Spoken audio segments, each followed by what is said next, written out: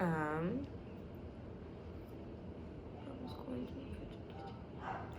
um, Quarantine is making, that's not how I want to say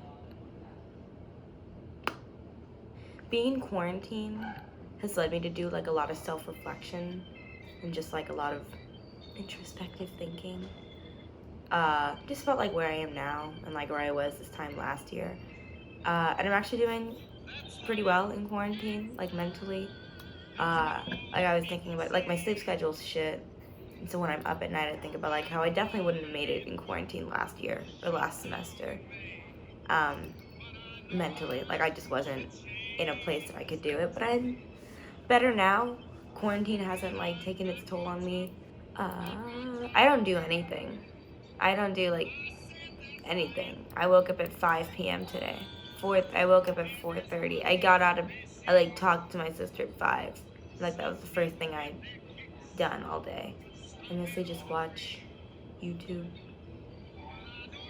anime. If I'm not FaceTiming someone or on YouTube, I'm on Reddit, I guess. 'Cause I'm a little 12-year-old boy. The media really hasn't been there for me.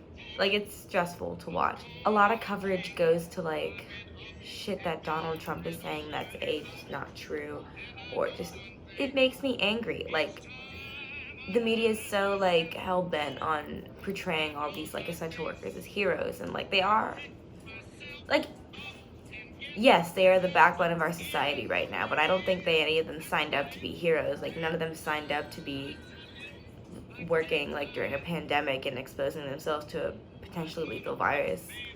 And so like, I don't know, I feel like Time could name them people like person of the year, like essential workers, and they're still not going to give them a livable wage. Your government has failed you. These institutions have failed you. This is not going to work in the future. Hi, I'm Emily Webb. This is my hot take on quarantine life. It sucks for the most part right now. Kind of been trapped in my house for a couple of weeks. Mentally, it's been pretty rough. I'm an extrovert, so I thrive off of human interaction, and my schoolwork is really suffering. I don't have any motivation to do anything because I'm mostly depressed or I just feel trapped, so I don't feel like doing anything. Some of the things that I've been doing to get by is like coloring, spending time with my family, watching TV, cooking. Yeah, that's the majority of what I've been doing. Oh, and petting my dog, which is nice. The only social media that I pretty much pay attention to would be John Oliver. He's only made 3 videos on coronavirus, but they've been more educational than all the media that's up all the time, because I feel like since it's a 24-hour constant media filler, it's mostly about coronavirus.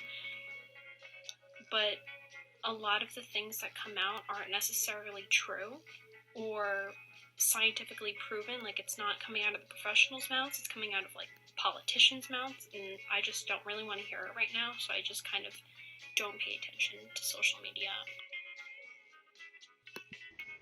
Hi, Maggie. Okay. Question 1. Question 1. My state of mind.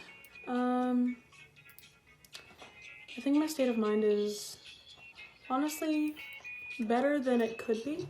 I think I'm keeping a very optimistic attitude because a lot of people around me can't right now, so I think I'm trying to do that for other people's sake and even my own, of just trying not to go crazy inside of this pandemic we're living in. The media's impact. Not to sound naive, but personally I don't really look at, like scary Twitter or scary news posts, because I think that's just overwhelming and it's only going to make it worse. I think that's a lot of the problem, is fear and just how we're spreading it. I'm still, keeping up to what we should be doing and how we should be staying safe, but looking at media is so stressful already that adding a pandemic on top of it is just, it's very mind-boggling how people are handling social media right now. Post-pandemic society, I don't know. I think, I hope that December, Christmas time will be okay. Bye, Maggie.